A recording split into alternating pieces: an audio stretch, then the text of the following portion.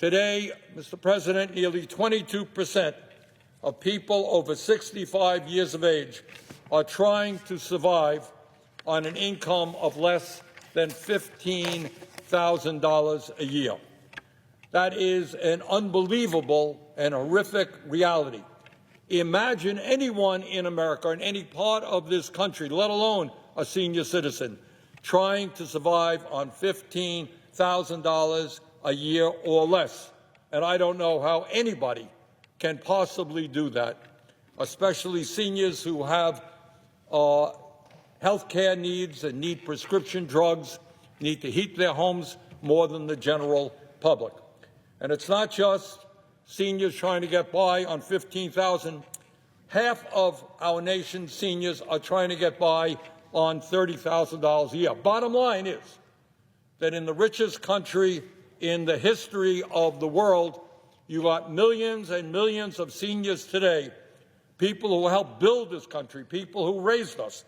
These are people who are barely getting by in the year 2025. In addition to the poverty that millions of seniors in America are experiencing today, about half of older workers, these are people in the workforce right now, people between the ages of 55 and 64, have no retirement savings at all. You're 60 years old, you have worked your entire life, and half of people in that situation, from 55 to 64, have no retirement savings at all. And as bad as all of that is, many of my Republican colleagues have proposed to make a bad situation, a tragic situation, even worse by cutting Social Security.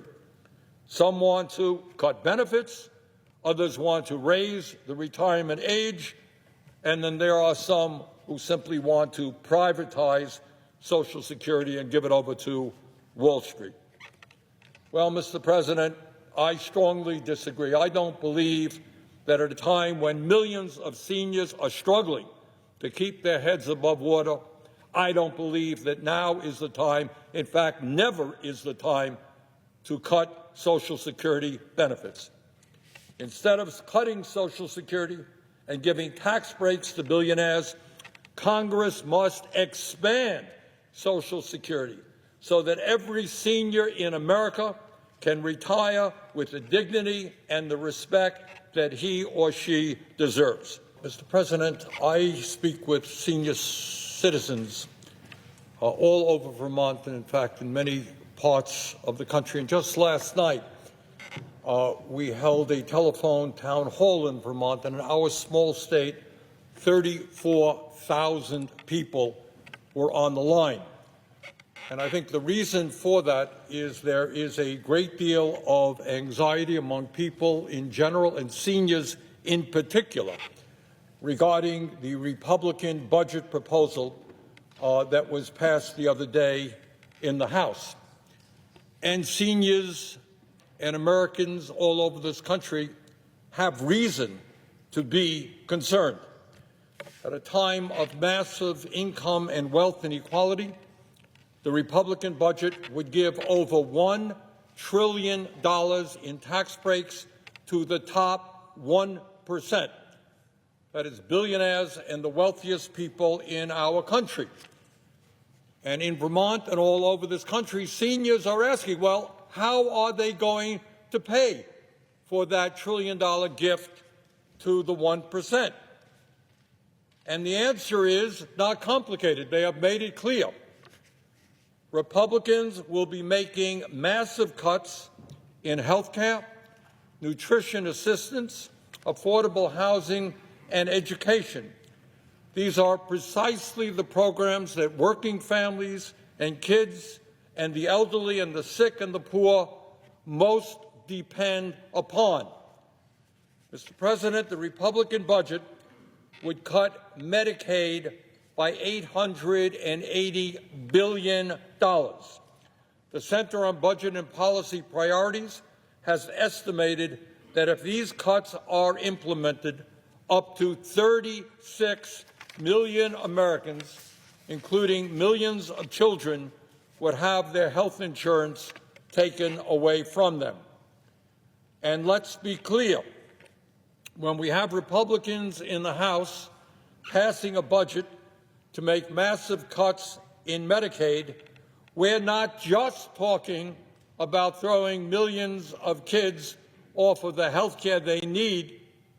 We're also talking about massive cuts to community health centers, where some 32 million Americans receive the primary health care that they need, and where community health centers receive 43% of their funding from Medicaid. So a cut to Medicaid, a massive cut to Medicaid, is a cut to community health centers, is a cut to the services that 32 million Americans receive, including many, many seniors. Mr. President, at a time when we have a major crisis in nursing home availability in Vermont and all over this country, let us understand that Medicaid provides for 2 out of every 3 seniors who live in nursing homes. A massive cut to Medicaid is a massive cut to nursing homes and the people who utilize those homes. How many seniors would be thrown out of nursing homes if the Republicans cut Medicaid by $880 billion? Nobody knows. But it would be a disaster for working families and their parents, that is for sure. But it's not just Medicaid cuts that seniors are worried about. Mr. President, according to the Organization for Economic Cooperation and Development, the OECD, the United States now has the dubious distinction of not only having one of the highest rates of childhood poverty in the industrialized world, we also have one of the highest rates of senior poverty compared to other wealthy nations. In America today, according to the latest OECD estimates, 23% of seniors are living in poverty, compared to just 4.1% in Norway, 6.1% in France, 9.5% in Ireland, and 14.9% in the United Kingdom. That is a dubious distinction. That is something we should not be proud of. That is a crisis we should be addressing.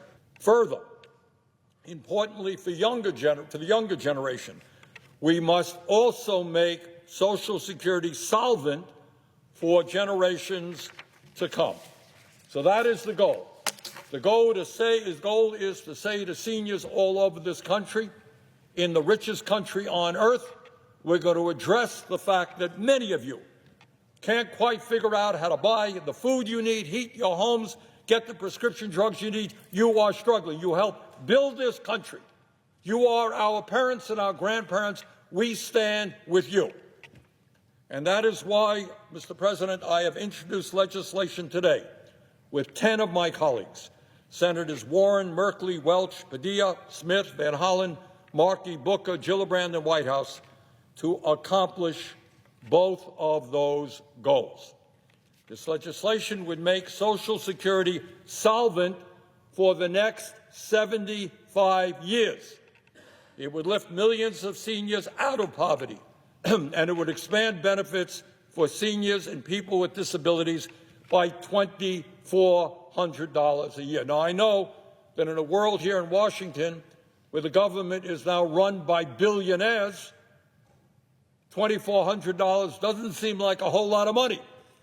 But if you're trying to get by on $15,000 a year, you can't afford to heat your house, can't afford to buy a prescription drug that you need, $2,400 is something that will help. How do we do this? What does this legislation do? Well, at a time of massive income and wealth inequality, when billionaires pay an effective tax rate lower than the average worker, this legislation demands that the wealthiest people in America, the billionaires and others, start paying their fair share of taxes. Today, absurdly and unfairly, a billionaire pays the same amount of money into Social Security as someone who makes $176,000 a year. Billionaire pays the same amount into Social Security somebody who makes $176,000 a year. And that is because there is a cap on the Social Security payroll tax. What does that mean? It means if you make up to $176,000 a year, you pay 6.2% of your income in Social Security taxes. But if you make 10 times more, $1.7 million a year, you pay just 0.62% of your income in Social Security taxes. And if you make $1 billion a year, you pay nothing more into the Social Security fund than someone making $176,000. Now, that may make sense to somebody, probably to the billionaire class, but it does not make sense to me. This legislation applies the Social Security payroll tax to all income, including capital gains and dividends, for those who make over $250,000 a year. Under this bill, 91% of households in our country would not see their taxes go up by one single penny. Not one penny for the bottom 91%. Not only is this legislation good public policy, it also happens to be precisely what the American people want. According to a Data for Progress poll, 81% of the American people, including 79% of independents and 75% of Republicans, support expanding Social Security benefits. So in passing this legislation, it's not only good policy, it is precisely what Democrats, Republicans, and independents want.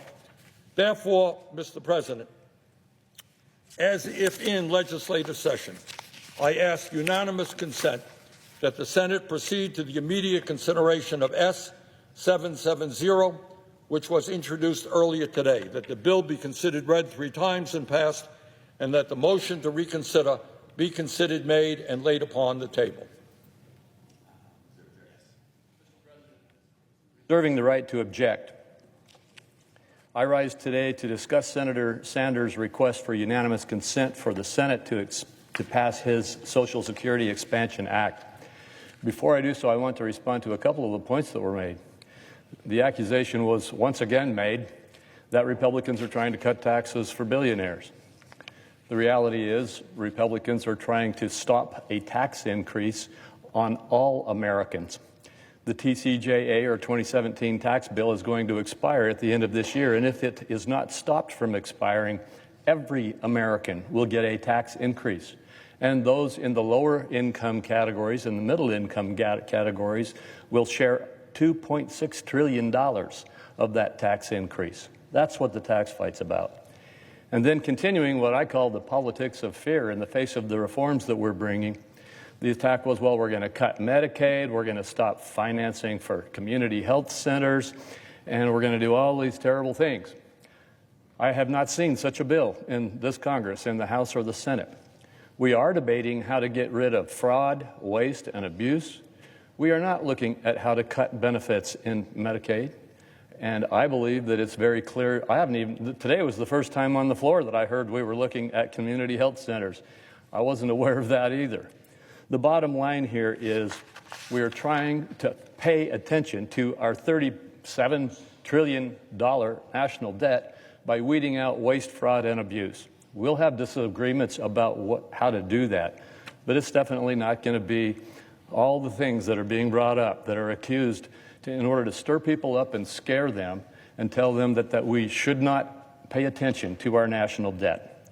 Now, with regard to Social Security, we can all agree on the importance of Social Security, which provides monthly benefits to millions of seniors and individuals with their disabilities and their families. I also agree with my colleagues on the other side that Congress must act to preserve and strengthen Social Security to ensure that it's there for current beneficiaries and future beneficiaries. According to the nonpartisan Congressional Budget Office, if no action is taken, the combined Social Security trust funds will be exhausted within the next 10 years, meaning the program would not be able to pay the full amount of benefits currently promised. However, I disagree with my colleagues' approach here today, and they have disagreed with our approaches. We have competing ideas about how we should address this issue.